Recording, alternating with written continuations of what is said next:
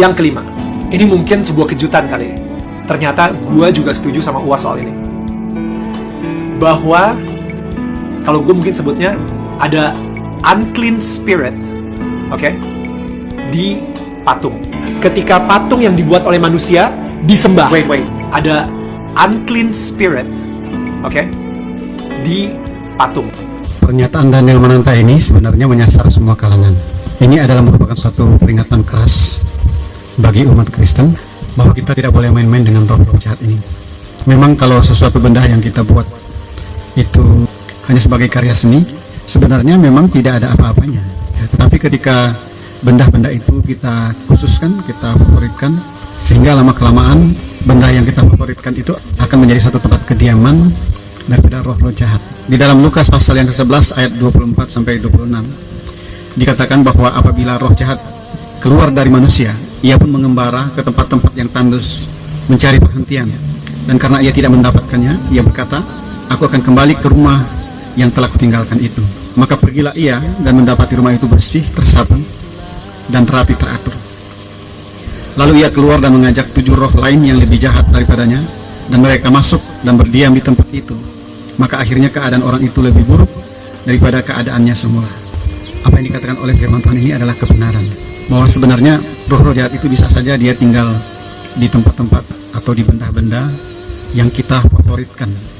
Bahkan Alkitab katakan bahwa ternyata keadaan kita yang baik-baik saja ini adalah merupakan satu tempat favorit daripada roh-roh jahat ini. Alkitab berkata bahwa ketika roh jahat ini keluar dan pergi mengembara, dia tidak menemukan satu tempat yang cocok bagi dia, sehingga dia mengambil keputusan untuk kembali. Dan ketika dia kembali ke tempat yang semula, ternyata dia menemukan tempat itu sudah bersih dan tertata rapi. Lalu dia keluar dan memanggil 7 roh yang lebih jahat daripadanya untuk ramai-ramai tinggal di tempat itu. Dan Alkitab menjelaskan bahwa keadaan orang itu akan menjadi lebih buruk. Inilah kebenarannya, bahwa sesungguhnya kehidupan kita yang bersih, kehidupan kita yang tertata rapi, teratur, tidak menjadi jaminan bahwa kita kebal terhadap roh-roh jahat.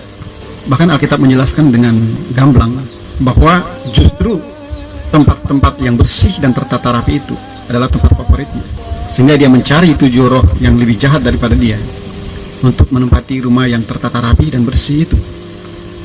Itu adalah tempat favoritnya. Jadi ketika kehidupan kita dalam keadaan baik-baik saja, yang mungkin kita dalam keadaan ekonomi kita mapan, keluarga kita harmonis, kehidupan kita bahagia, keadaan kita yang baik-baik saja, dan kehidupan kita yang tertata rapi ini tidak jaminan bahwa kita ini bebas dari gangguan roh-roh jahat. Bahkan keadaan kita yang semacam inilah yang menjadi favorit daripada roh jahat untuk tinggal, untuk dia tinggal di dalamnya. Dan itulah tujuan dan sasaran unclean spirit ini. Karena Alkitab berkata bahwa iblis datang hanya untuk mencuri, membunuh, dan membinasakan. Itu adalah sasarannya. Ketika kehidupan seseorang itu sudah kacau dan hancur, maka tercapailah tujuannya, dan dia pergi lagi mencari tempat-tempat yang favorit, yang menurut dia bisa dia tempati, bisa dia tinggali, yaitu tempat yang bersih dan tertata rapi, dan dia bisa tinggal di sana. Pernyataan ini adalah merupakan satu peringatan keras bagi umat Kristen, bahwa kita tidak boleh main-main dengan spirit-spirit ini. Roh-roh jahat itu sangat suka dengan benda-benda atau tempat-tempat yang juga merupakan satu tempat atau benda-benda favoritnya manusia. Roh-roh jahat itu suka dengan apa yang disukai oleh manusia. Di dalam Wahyu pasal 18 ayat yang kedua dikatakan, dan ia berseru dengan suara yang kuat, katanya, sudah rubuh Babel, kota besar itu, dan ia telah menjadi tempat kediaman roh-roh jahat, dan tempat bersembunyi semua roh najis, dan tempat bersembunyi segala burung yang najis dan yang dibenci. Satu kota besar yang bernama Babel, tempat favorit banyak orang untuk pergi dan menyembah. Tempat itu, apa yang menjadi tempat favorit daripada orang-orang, juga merupakan tempat favorit daripada roh-roh jahat. Itu sebabnya roh-roh jahat ini menjadikan tempat favorit manusia itu menjadi tempat kediamannya juga. Tempat ini merupakan tempat kediaman daripada roh-roh jahat dan tempat bersembunyi daripada roh-roh najis. Mungkin kita berkata, kan cuman benda mati, cuman patung, ya, tidak ada apa-apanya. Tetapi ketika tempat-tempat itu atau benda-benda yang ada di sekitar kita, yang merupakan benda-benda favorit kita, yang merupakan tempat yang merupakan tempat-tempat favorit kita, maka itu juga pula lah yang akan menjadi tempat-tempat favoritnya daripada unclean spirit ini. Dan benda-benda yang kita sukai itu juga bisa jadi menjadi tempat-tempat kediaman daripada roh-roh najis ini. Ada satu peringatan keras untuk umat Israel di dalam Ulangan pasal yang ke-7 ayat yang ke-25. Dikatakan, kamu harus membakar patung-patung ilah mereka dengan api. Janganlah engkau mengingini perak dan emas mereka, atau mengambil bagi dirimu sendiri, supaya jangan engkau terjerat olehnya. Karena hal itu adalah kekejian bagi Yahweh Elohimmu. Dalam ayat yang ke-26 juga dikatakan, dan janganlah engkau membawa suatu kekejian ke dalam rumahmu. Jadi yang dimaksud suatu kekejian ini adalah patung-patung itu, ya, yang terbuat dari emas dan perak itu. Dikatakan, dan janganlah engkau membawa suatu kekejian ke dalam rumahmu, sehingga engkau akan dihukum seperti itu. Maksudnya akan dihukum dengan cara dibakar. Engkau harus benar-benar merasa jijik padanya dan benar-benar membencinya, karena itu adalah suatu hal yang dikutuk. Jadi benda-benda yang merupakan favorit kita juga bisa jadi merupakan favoritnya daripada roh-roh jahat ini, dan itu merupakan satu kekejian bagi Tuhan dan bisa mendatangkan kutuk atas kehidupan kita. Sebagai orang percaya, kita tidak boleh melibatkan diri kita dengan perdukunan, dengan horoskop, dengan feng shui, dengan astrologi, atau apapun yang berkaitan dengan spirit jahat. Memang iblis itu seringkali menyamar seperti malaikat perang. Iblis itu selalu meniru apa yang dimiliki oleh Tuhan. Dia seringkali meniru kebenaran firman Tuhan, dia seringkali meniru apa yang dikerjakan Tuhan, apa yang dibuat oleh Tuhan. Itu sebabnya kalau ada yang asli, selalu tetap ada yang palsu. Seringkali disamarkan supaya hati orang-orang percaya itu bisa dipengaruhi. Di dalam 2 Korintus 11 ayat yang ke-13 sampai ayat yang ke-15 dikatakan, sebab orang-orang itu adalah rasul-rasul palsu, pekerja-pekerja curang yang menyamar sebagai rasul-rasul Kristus. Hal itu tidak usah mengherankan, sebab iblis pun menyamar sebagai malaikat terang. Jadi bukanlah suatu hal yang ganjil jika pelayan-pelayannya menyamar sebagai pelayan-pelayan kebenaran. Kesudahan mereka akan setimpal dengan perbuatan mereka. Jadi Tuhan tidak membiarkan dirinya dipermainkan. Itu sebabnya ada konsekuensi untuk orang-orang yang terlibat di dalam spiritual ini. Jangan dipikir bahwa segala sesuatu yang kelihatannya rohani itu baik. Seperti misalnya, kan ini kan salib, ya kan, ini kan gambar, atau kan ini kan replika daripada Tuhan Yesus. Ini kan salib. Nah saudara, masa kecil saya di kampung saya teringat dengan praktek-praktek perdukunan di kampung saya. Dukun-dukun itu pun memakai Alkitab, ya. Mereka selalu membawa Alkitab, dan ayat-ayat Alkitab itu menjadi mantra-mantra mereka. Mereka juga pakai salib dalam ritual mereka, tetapi dengan motivasi dan tujuan yang salah. Jadi jangan dipikir bahwa ayat-ayat Alkitab tidak bisa disalahgunakan. Kita tahu bahwa Adonai Yesua juga diuji dengan firman Tuhan. Iblis menguji Yesua dengan firman Tuhan. Itu sebabnya kita tidak boleh main-main dengan hal ini, karena iblis pun bisa menyamar sebagai malaikat terang. Di dalam Wahyu 21 ayat yang ke-8, ada 8 jenis orang yang tidak akan masuk surga, tetapi akan masuk neraka. Namun orang-orang penakut, orang-orang yang tidak percaya, orang-orang keji, para pembunuh, pesina, penyihir, penyembah berhala, dan semua pendusta, mereka mendapat bagian dalam lautan yang menyala oleh api dan belerang. Itulah kematian yang kedua. Saudara, ini konsekuensi kekal bagi orang-orang yang bermain-main dengan roh-roh jahat, para penyembah-penyembah berhala, para penyihir, atau perdukunan, atau para dukun-dukun. Saudara, ini orang-orang semua calon neraka, ya, akan dibuang ke dalam lautan neraka yang menyala-nyala oleh api dan belerang. Ketika kita membuka diri terhadap roh-roh jahat itu, maka mula-mula dia bersarang di benda-benda yang kita favoritkan itu. Tetapi ketika lama-kelamaan, maka roh-roh itu akan berpindah dari tempat yang kita favoritkan itu, akan pindah ke dalam kehidupan kita. Karena ketika dia kembali dan dia menemukan tempat yang dia pernah tinggal dulu, bahwa ketika dia menemukan suatu tempat yang bersih dan teratur, tertata rapi, maka dia pergi dan mengajak 7 roh yang lebih jahat daripadanya untuk tinggal di tempat itu, dan keadaan orang itu akan semakin buruk. Saudara, pengaruh demonis itu menimbulkan satu kekacauan yang luar biasa di dalam rumah tangga kita, ya, di dalam kehidupan kita, di dalam usaha kita, dan di dalam segala segi kehidupan kita. Di tempat saya ini saya banyak melihat pengaruh-pengaruh demonik itu sangat kentara sekali, ya. Dengan melibatkan dukun-dukun, mereka mendapatkan benda-benda dari dukun-dukun itu, lalu mereka gantungkan itu di atas pintu rumah, di dalam mobil, di tempat tidur. Dalam bisnisnya selalu melibatkan juga roh-roh jahat ini, melibatkan dukun-dukun ini, ya. Mereka mengadakan ritual dan meletakkan benda-benda, ya, dari dukun untuk usaha mereka atau untuk kendaraan mereka, untuk melindungi dari kecelakaan. Banyak sekali praktek-praktek demonik, ya, di sekitar kita. Karena memang faktanya, sekalipun banyak orang Kristen, ya, yang mengaku dirinya orang Kristen, yang mengaku dirinya percaya kepada Yesua, tetapi pada prakteknya dalam kehidupan mereka sehari-hari selalu terlibat dengan keyakinan-keyakinan yang lain, ya. Mereka mendua hati. Selain mereka percaya kepada Yesus, mereka percaya juga dengan keyakinan-keyakinan yang lain, seperti perdukunan-perdukunan itu, ya.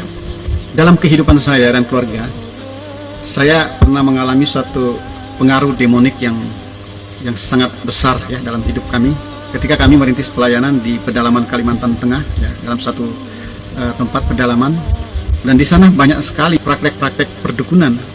Pada waktu itu saya baru berkeluarga dan istri saya mengandung baru 7 bulan. Kami melayani di tempat itu kurang lebih 3 bulan. Dan selama itu saya melihat di tempat itu pengaruh demonik itu yang begitu kuat sekali, karena di tempat itu banyak sekali anak-anak yang cacat, ya, yang idiot, yang cacat, nggak bisa jalan, ya, ini karena kurang gizi. Tetapi ketika pada saat istri saya mau melahirkan, itu saya mengerti bahwa apa yang terjadi pada waktu itu sebetulnya, keadaan yang terjadi pada waktu itu sebenarnya memang banyak dipengaruhi dengan pengaruh-pengaruh demonik ini. Pada saat itu istri saya mengalami kesulitan untuk melahirkan waktu kontraksi, ya. Dan bidan yang menangani istri saya itu punya jam terbang yang banyak menangani orang-orang melahirkan. Dan dia katakan bahwa ini tidak lama lagi, sudah buka berapa gitu, sudah buka 5 ke 6 tuh. Dia katakan itu sudah tidak lama lagi. Itu sebabnya dia menunggu sampai sore, ya. Dia menunggu sampai sore, sampai malam. Tetapi sampai malam pun istri saya kesulitan untuk melahirkan. Besoknya lagi dia menunggu, hari kedua juga belum melahirkan. Sejak itu saya mulai menyadari bahwa ada something roh yang mengganggu istri saya, karena para tetangga-tetangga itu banyak menyarankan hal-hal yang menyangkut praktek-praktek spiritual, ya, dan tidak ada satupun yang saya turuti. Tetapi keadaan istri saya pada waktu itu menjadi tambah sulit, ya. Sudah hari ketiga, ya, waktu itu karena sudah parah, sebetulnya mau dibawa ke rumah sakit, ya, karena keadaan waktu itu memang keadaan yang serba sulit, ya, karena ekonomi, karena saya tidak punya biaya, waktu itu baru merintis, sehingga saya putuskan bahwa apapun yang terjadi tetap di rumah saja. Mungkin bidan ini merasa kasihan, ya, sudah hari ketiga memasuki hari yang keempat. Kalau dari sisi medis, bidan ini sangat mengetahui bahwa sebetulnya kalau ketubannya sudah pecah, itu sudah kering, ya, mungkin bayi di dalam sudah keracunan dan sudah mati, gitu, ya. Jadi mungkin yang bisa diselamatkan hanya ibunya saja. Dan dia usahakan dengan cara medis, tetapi karena bidan ini juga lama tinggal di tempat itu, dan saya melihat bidan itu sekalipun Kristen juga sudah terpengaruh dengan keyakinan-keyakinan yang ada di tempat itu, sehingga dia berusaha mencari cara dengan cara yang tidak lazim, ya, menurut saya. Tapi di sana sesuatu hal yang biasa, ya. Tiba-tiba dia datang entah dari mana, dia bawa sebotol air, dan di dalam air itu ada bunga mawar, ya. Dan dikatakan ini, coba minum ini namanya air peluncur, katanya, ya. Untung pada saat itu istri saya memberitahu saya bahwa ini ada air peluncur dari bidan. Saya sampaikan sama istri saya secara diam-diam, kita buang aja. Jadi karena rumah kami tinggal itu ada rumah panggung, rumah kayu, jadi ada sedikit celah di lantai rumah itu, kita buang lewat celah itu, ya. Kita kosongkan air itu. Keadaannya tidak tambah baik, tetapi tambah buruk, ya. Pada malam hari yang keempat itu istri saya sudah sekarat, ya, dan ada tetangga-tetangga yang membantu, ada kurang lebih 5 laki-laki termasuk saya 6 ya, ada 6 laki-laki, 6 bapak-bapak yang bantu mendorong ketika istri saya mengejan, ya sudah disuntik perangsang, didorong, tetapi bayi yang di dalam itu tidak mau nongol, tidak mau keluar, dan istri saya itu sudah sekarat, sudah tambah parah, sudah lemah dan tidak ada kemampuan lagi untuk mengejan. Keadaannya ini mencekam sekali gitu ya, mencekam sekali. Pengaruhnya itu begitu kuat sekali ya, spiritnya itu sudah lain sekali ya, seperti ada maut di dalam rumah itu. Nah, sehingga ibu kepala desa yang prihatin dengan keadaan kami, dia usahakan untuk membawa ke kota ya, membawa ke kota Kapuas, dan dia sudah siapkan klotok ya. Dia siapkan klotok di depan rumah karena memang tempat pelayanan kami itu di pinggir sungai. Ya, di depan rumah itu sudah siap dengan klotoknya, sudah siap dengan lampunya, tetapi istri saya itu sudah tidak berdaya sama sekali. Saya tanya kepada bidan, istri saya ini bisa bertahan berapa lama, Bu? Dia katakan mungkin nggak lama katanya, ini sudah parah. Saya berdoa dan saya ambil keputusan. Saya bilang biar aja, apapun yang terjadi biar di rumah ini saja. Nah, akhirnya tidak jadi naik kelotok ya. Jadi kita kembali ke rumah. Tetapi di dalam rumah itu suasananya sudah sangat mencekam sekali. Semua orang yang ada di rumah itu, tetangga-tetangga dan semua yang ada itu merasakannya ya. Suasana maut dan begitu banyak sekali roh-roh gitu ya, banyak sekali roh-roh jahat. Sampai ibu kepala desa itu katakan, Pak Pendeta, kita pindah saja di rumah saya katanya. Dia ajak ke rumahnya, kita pindah saja, di sini sudah, suasana di sini sudah lain Pak. Kita pindah saja ke rumah saya. Tetapi saya tetap berdoa dan saya katakan, biar apapun yang terjadi, biar di sini saja. Nah, saat itulah ketika saya ambil keputusan itu, tiba-tiba ada kekuatan dari dalam diri saya. Nah, saya percaya itu kekuatan dari Tuhan ya. Dan saya mulai menimbang roh. Saat itu tercium harum sekali bunga melati ya di dalam rumah itu. Dan saya katakan terus terang ya, saya katakan ini ada banyak orang di sekeliling rumah itu dan di dalam rumah. Saya katakan saya minta tolong ya, siapa saja di antara saudara yang ada bunga melati, tolong dikeluarkan dan dibuang ya. Ya, saya katakan kurang lebih 3 kali saya katakan itu, tolong siapa yang punya bunga melati. Nah, tiba-tiba ada seorang ibu persis di tetangga saya yang sejak beberapa waktu yang lalu dia menyarankan saya dengan hal-hal yang apa yang dia yakini ya. Sebetulnya tujuannya baik untuk menolong saya. Malam itu dia mengeluarkan segenggam bunga melati dari kantongnya ya. Dan dengan tangan gemetar dia katakan, wah ini saya nggak tahu katanya, anaknya yang tadi siang ngasih di kantongnya. Saya bilang apapun alasan ibu, kalau boleh minta tolong dibuang. Dan akhirnya memang dia buang. Dan saat itu saya mulai mengadakan peperangan ya. Saya tidak peduli apapun. Tempat itu sedikit sekali orang yang percaya. Orang-orang yang saya layani itu memang biasanya melakukan hal-hal seperti orang-orang yang di kampung itu lakukan. Sehingga tidak bisa juga saya harapkan iman darinya. Kemudian saya pangku istri saya dan saya mulai berdoa. Saya berdoa dengan suara keras dan Tuhan arahkan saya.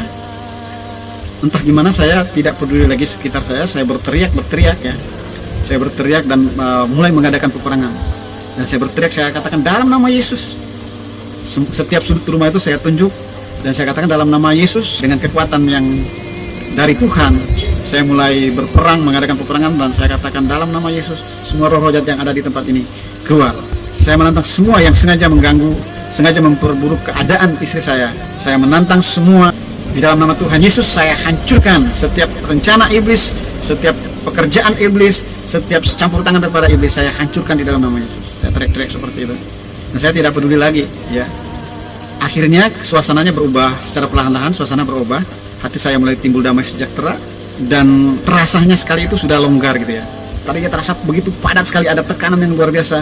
Tapi habis peperangan itu rasanya longgar sekali, rasanya plong gitu. Dan saya melihat kok semua seperti ada harapan gitu ya. Dan semua ternyata yang ada di dalam rumah itu semua merasakannya, keadaan yang seperti itu. Seperti keadaan yang plong ya, seperti keadaan yang sudah bersih gitu.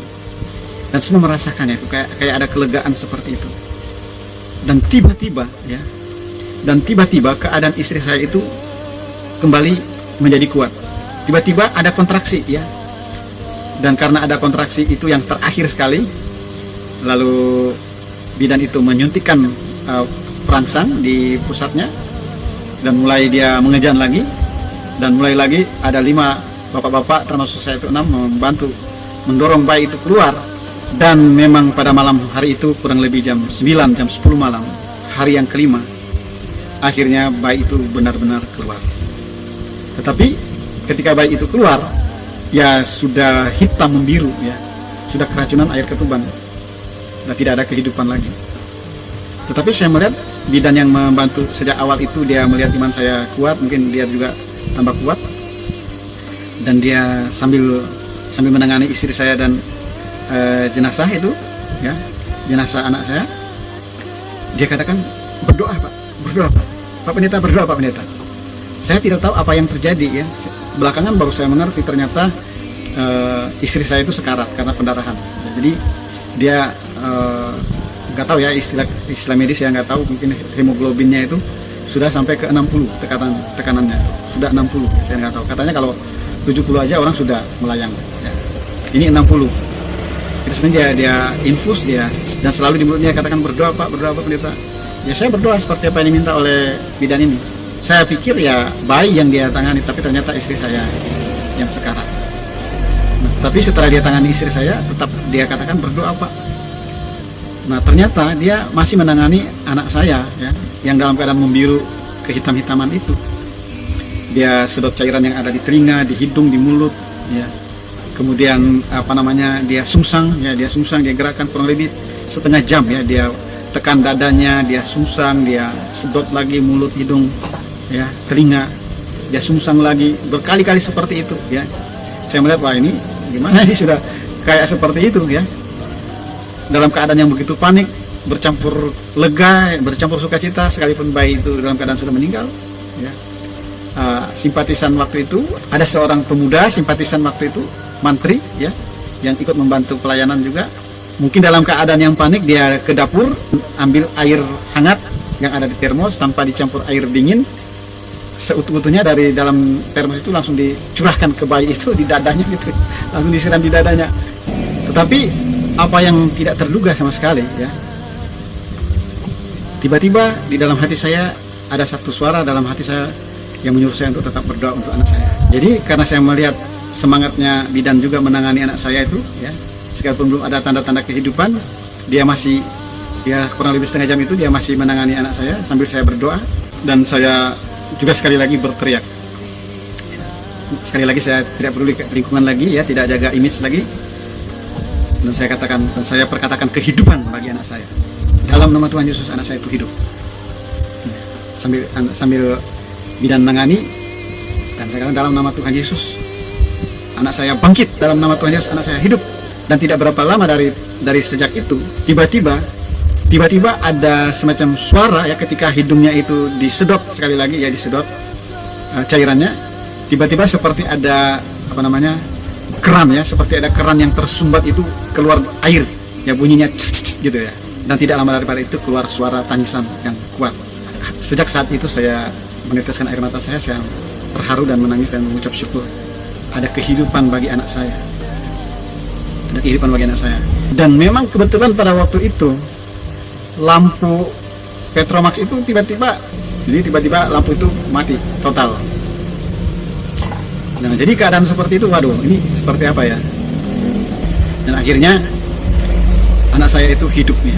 Sekalipun pada waktu usianya beberapa minggu, kepalanya itu lonjong memanjang ke atas, ya. Tapi oleh anugerah Tuhan menyediakan masa depan yang indah bagi anak saya, sehingga dia sekarang sudah melayani, sudah bekerja, sudah berkeluarga, dan punya anak.